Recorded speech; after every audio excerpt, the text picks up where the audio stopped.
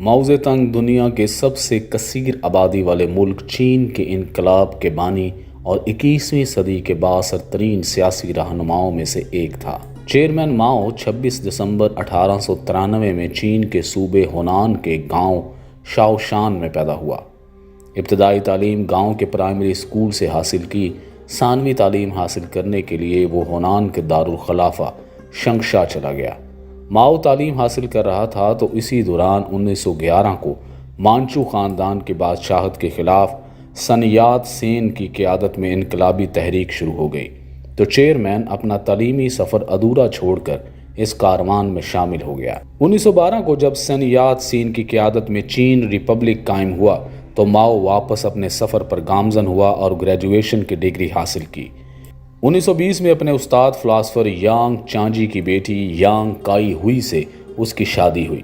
Chairman माओ कम्युनिस्टों के हामी थे और वो फ़ारग औक़ात में ज़ोर शोर से कम्युनिज़म फैलाते थे। मई 1920 को जब कम्युनिस्ट पार्टी का क़याम अमल में लाया गया तो चेयरमैन माओ और उसके साथी इस पार्टी का बाकायदा हिस्सा थे। जापानी साम्राज्य से आज़ादी और जागीरदारी का ख़ात्मा इस पार्टी का मंशूर था। सन यात सेन जब 1925 में वफ़ात पा गए तो उसकी जगह जनरल चियांग काई शेक चीन का सदर बन गया। जनरल चियांग काई शेक एक नेशनलिस्ट और वो कट्टर कम्युनिस्ट दुश्मन था, जिसकी वजह से कोमतांग के अंदर कम्युनिस्टों और नेशनलिस्टों के दरमियान इख्तलाफ वाज़ेह शक्ल में सामने आ गए। 1927 को चियांग काई हुई शेख ने शहरों में कम्युनिस्टों के फ़ाल वर्करों के सफ़ाकाना कत्लेआम का हुक्म दिया तो चेयरमैन माओ शिंघाई शहर से फ़रार होकर देहात में चला गया और अपनी तहरीक को परवान चढ़ाने के लिए किसानों को मुनज़्ज़म करना शुरू कर दिया। 1927 से लेकर 1934 तक माओ कम्युनिस्ट गुरीला जंगजू यूनिटों को मुनज़्ज़म करता रहा, जिनमें अक्सरियत किसानों की थी। क्यांगसी शहर इनकलाबियों के कब्ज़े में रहा, जहाँ सारी ज़मीन जागीरदारों से लेकर किसानों के हवाले किए गए। टैक्स, गट्टा, अफ्यून, बर्दाफरोशी, ग़ुलामी और बेरोज़गारी का ख़ात्मा किया गया और ज़बरदस्ती की शादी पर पाबंदी लगा दी गई। 6 बरसों के अंदर अंदर शरह ख़वानगी 80% तक जा पहुंची। चेयरमैन माओ की इस तहरीक से इसकी बीवी मुतासर हुई तो वो भी इस कारवान में शामिल हो गई। 1930 को चेयरमैन माओ की बीवी और महबूबा यांग काई हुई को इनकलाबी सरगर्मियों में हिस्सा लेने की पदाश में गोली मार दी गई। दुश्मन का यही ख्याल था कि बीवी के कत्ल से चेयरमैन माओ टूट जाएगा और वो पीछे हट जाएगा, लेकिन दुश्मन मुकम्मल तौर पर गलत था। पुख्ता नज़रिया और बड़े मकसद के मालिक शख्स माओ हार मानने को तैयार नहीं था। हकीकत यह है कि कम्युनिस्टों को दुनिया भर में सबसे ज़्यादा नुकसान इन्हीं कौम परस्त इत्तेहादियों से पहुँचता रहा है। जब जनरल चियांग काई शेक के इन हरबों से कम्युनिस्ट बाज ना आए तो इसने कम्युनिस्टों पर अपना 5वां हमला किया। माओ के पास कुल मिलाकर 1,80,000 नफरी और 2 लाख रज़ाकारों के सुर्ख दस्ते थे, जबकि दूसरी तरफ 90 लाख दुश्मन फौज थी। दुश्मन इस हमले में कामयाब हुआ और कम्युनिस्टों को अपना मरकज़ छोड़कर चीन के दूसरे हिस्से शुमाली मगरबी हिस्से में मुंतकिल होना पड़ा ताकि दुश्मन की फ़ौज से बचा जा सके और जापान के ख़िलाफ़ वतन की आज़ादी के लिए लड़ा जा सके। 1934 में चियांग ने 7 लाख की फ़ौज से कम्युनिस्ट मराकज़ का मुहासरा कर लिया। इतनी बड़ी फ़ौज से मुकाबले के बजाय बच निकलने के लिए तकरीबन 90,000 कम्युनिस्टों की मरकज़ी सुर्ख फ़ौज ने माओ की क़यादत में वहाँ से शुमाल मगरबी चीन की तरफ 6,000 मील तवील सफ़र, जो लॉन्ग मार्च के नाम से याद किया जाता है, शुरू किया, जिसमें उनको 12 सूबों, 18 सिलसिला हाय कोह और 24 दरियाओं पर से गुजरना पड़ा। 1 साल पर मुहित इस मार्च के दौरान हज़ारों कारकुन भूख, सर्दी और ज़ख्मों से मर गए। आखिर में माओ ज़ेतुंग सिर्फ 1/3 कम्युनिस्टों के साथ शुमाल मगरबी चीन के पहाड़ों सूबा यीनान पहुंचकर क़याम पजीर होने में कामयाब हो गया। वहां उनको नए पैरोकार मिल गए। इसी खाना जंगी के दौरान जापान ने चीन पर हमला कर दिया। खाना जंगी में तातुल चीन के सनती शहर मानचोरिया के बाद जापान 1937 में पूरे चीन पर हमला आवर हुआ। उसकी शदीद बमबारी से हज़ारों चीनी मारे गए। 1938 तक जापान चीन के बड़े हिस्से पर काबिज हो गया। जापानी यलगार के पेश नज़र कौम परस्तों और कम्युनिस्टों ने खाना जंगी मुअत्तल करके जापान के ख़िलाफ़ वक्ती इत्तेहाद कर लिया।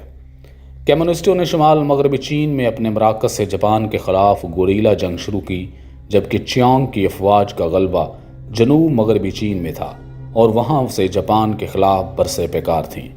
اسی جنگ کے دوران جنگ عظیم دوم کا آغاز بھی ہو گیا اور 1942 سے 1945 تک امریکہ نے جاپان کے خلاف چیانگ حکومت کو بھاری امداد دی، مگر جاپان کے خلاف مؤثر لڑائی ماؤ زے تنگ کے کمیونسٹ لڑ رہے تھے اور 1945 تک انہوں نے زیادہ تر شمالی چین پر کنٹرول حاصل کر لیا تھا۔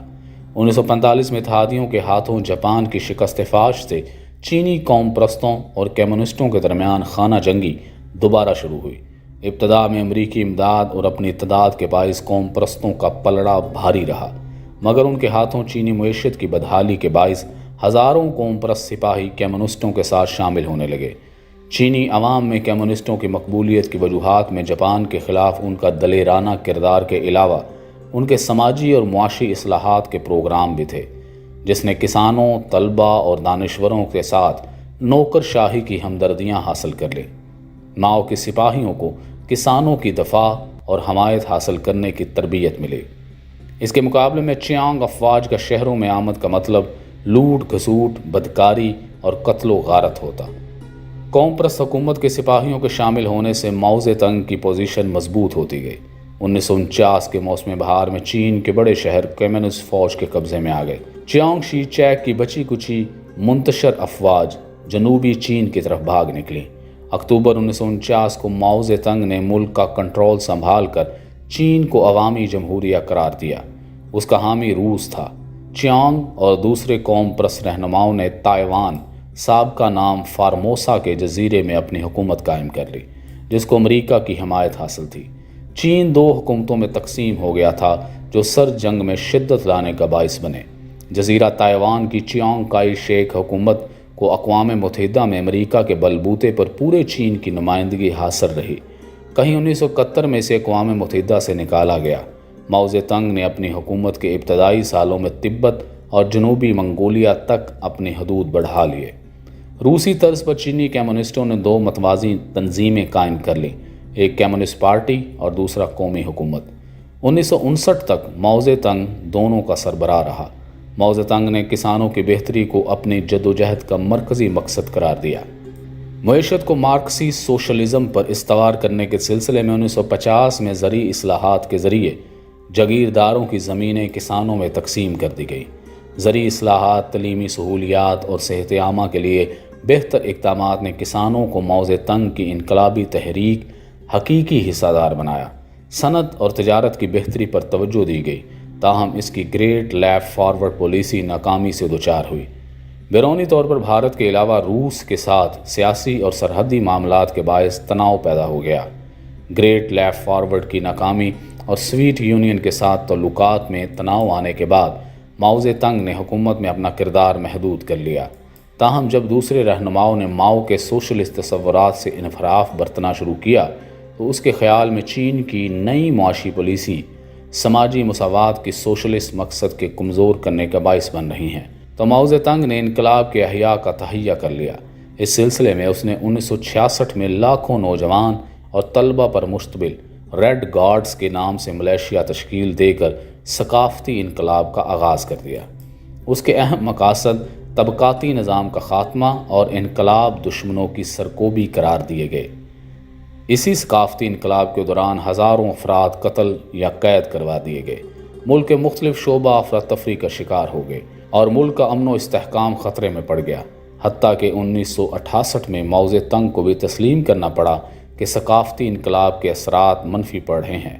کمیونسٹ انقلاب کے دوران ہونے والی قتل و غارت، گریٹ لیپ فارورڈ کی ناکامی اور ثقافتی انقلاب کے باعث افراتفری اور مظالم کے ساتھ کمیونسٹ نظام کے بعد منفی پہلو بھی ہیں۔